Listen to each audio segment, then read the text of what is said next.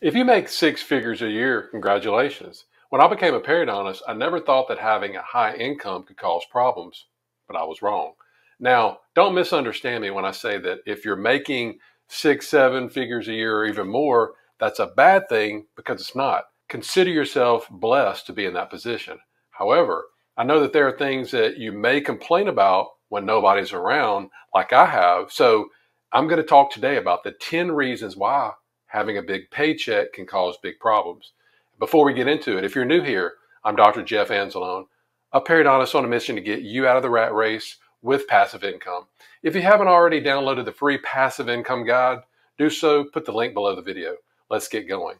Number one, people tend to judge you if you're frugal. So there you are, a doctor making $300,000, $400,000, $500,000 a year. You should have more than enough, right? If that's the case, then why are you still driving that 2005 Civic? Why don't you ever eat out? Why are you still renting an apartment when you can have a house?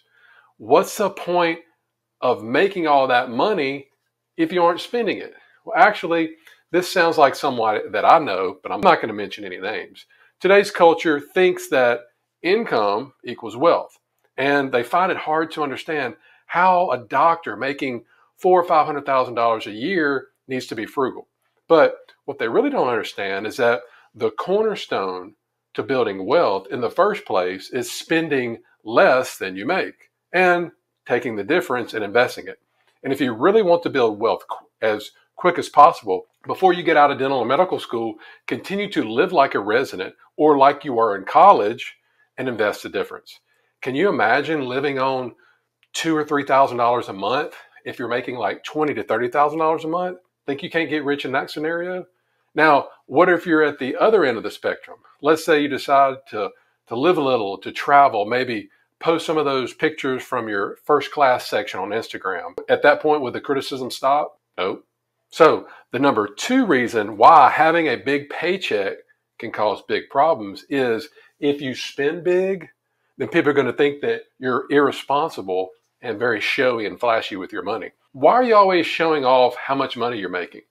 Don't you think that you should save for your future and your kids' future too? Well, here's the deal. It doesn't matter what you do with your money. If you're frugal or if you're a spendthrift, guess what? People will gladly give their 2 cents and tell you what to do with your money, especially now so more because you have a high income. And here's the funny thing about it.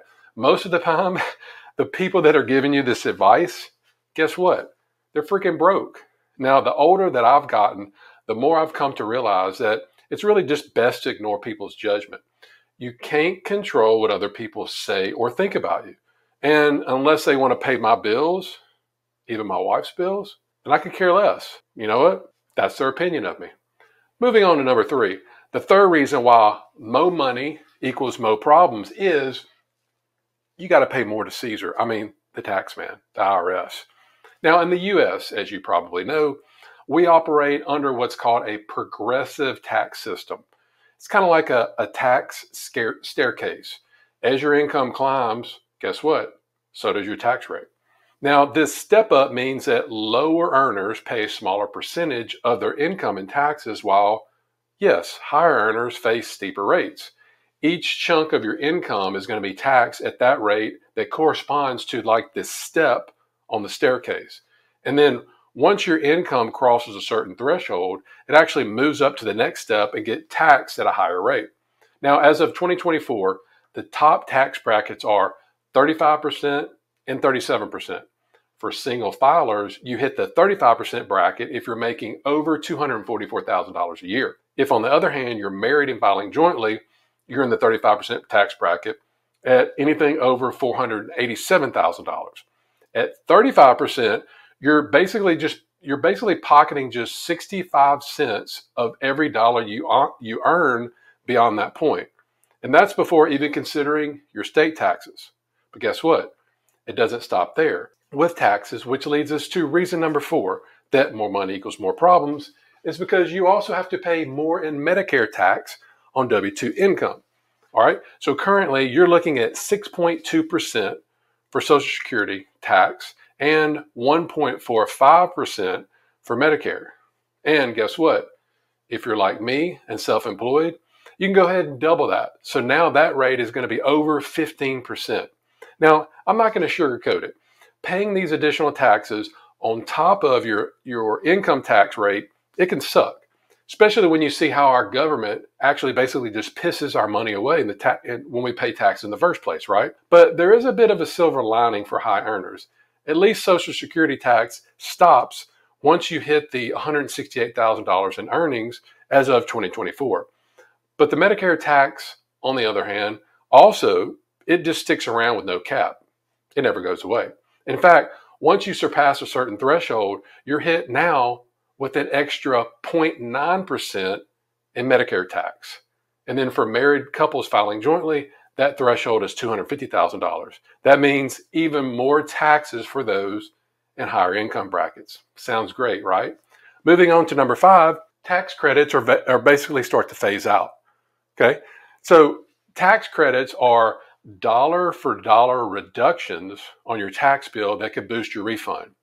Now this is different than a tax deduction. Okay, so tax credit, dollar for dollar reduction on your tax bill. Tax deduction is basically when your income is lowered. So the tax credit, it completely wipes out your tax bill much faster than a tax deduction. Sounds good, right? But again, here's the catch. Especially for those that have high incomes, you're likely to be phased out of most of these credits due to, you got it, your high income that you earn. This means that you probably aren't going to qualify for credits like the Earned Income Tax Credit, the Child Tax Credit, the American Opportunity Tax Credit, Lifetime Learning Credit, among others. Now, I understand that the U.S. tax system is designed to give the most financial help to those who need it most. But if you're making bank, then it's hard to feel a little bit disappointed at being left out in all these tax credits. Number 6, big checks equals big stress. Let's be real. Companies aren't dishing out hefty salaries because they're just feeling generous or they're really fond of you. It's because you're a money maker for them.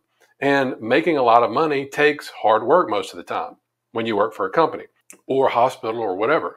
It takes a whole lot of creativity, hard work, and sacrifice, which inevitably brings its share of, you got it, stress and pressure.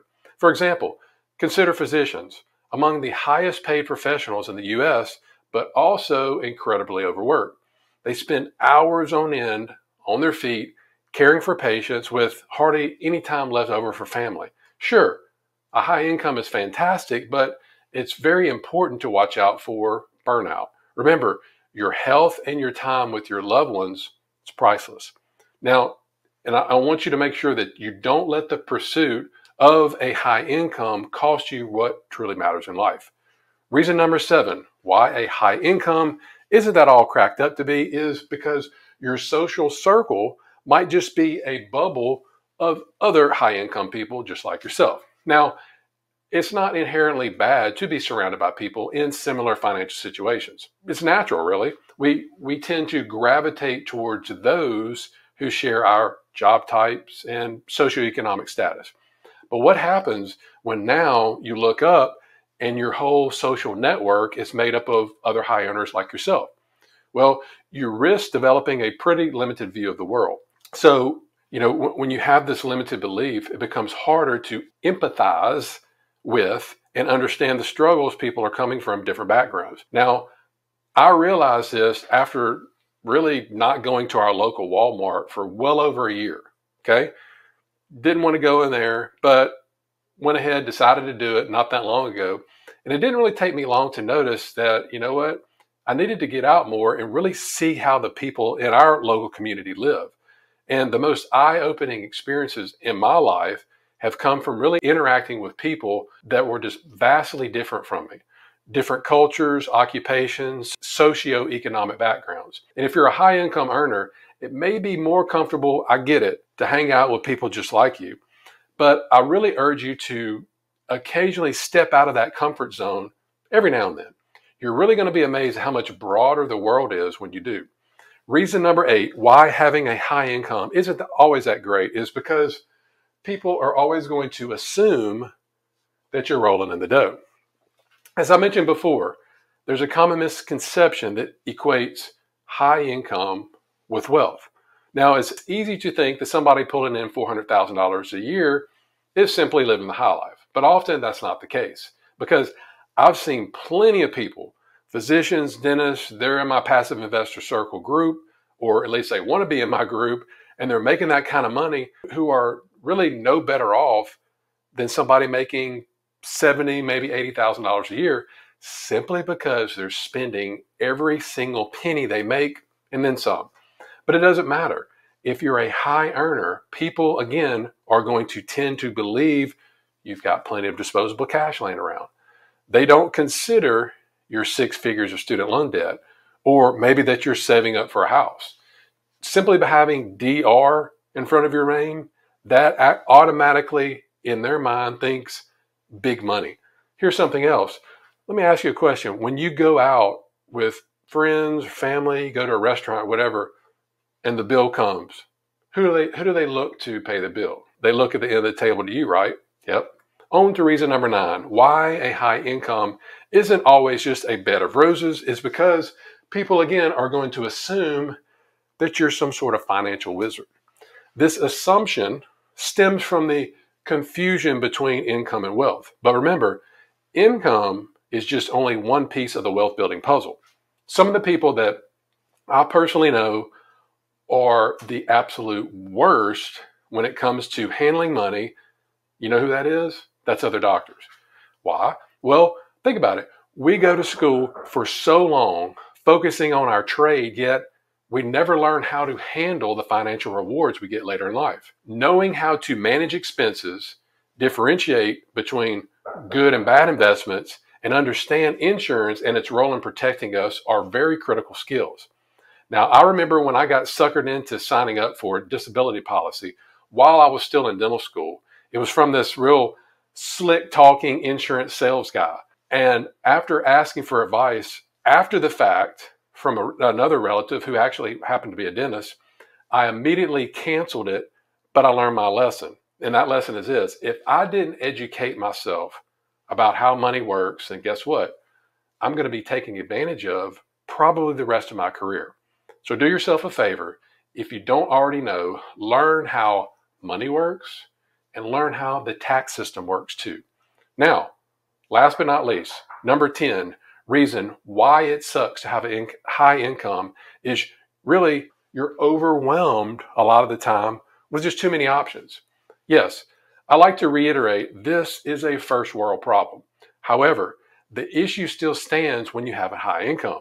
You're bombarded with more options than people, such as, what should you invest your money in? Well, should you max out your 401k, or should you max out your HSA? Should you go all in the stock market, or maybe pay down your low interest car loan before buying that rental property? Speaking of real estate, should we just skip the stock market altogether and invest for passive income that replaces our expenses now, so we can get to the point where work is optional, which is actually what I'm doing? And when it comes to spending, the dilemma continues, right? Should you save for a house down payment, or maybe pay off those student loans first? Maybe skip buying a house altogether and rent, right? Or is it? Is it worth switching companies for a substantial raise, or would part-time work be better to have more family time? Look, it's a lot of weight and balance. Luke chapter 12, verse 48 states, for everyone who's been given much, much will be demanded. And from the one who has been entrusted with much, much more will be asked. So the more you have, the more responsibility that comes along with it. And because you have a high income, people are going to hold you to a higher standard than you know more, just in general.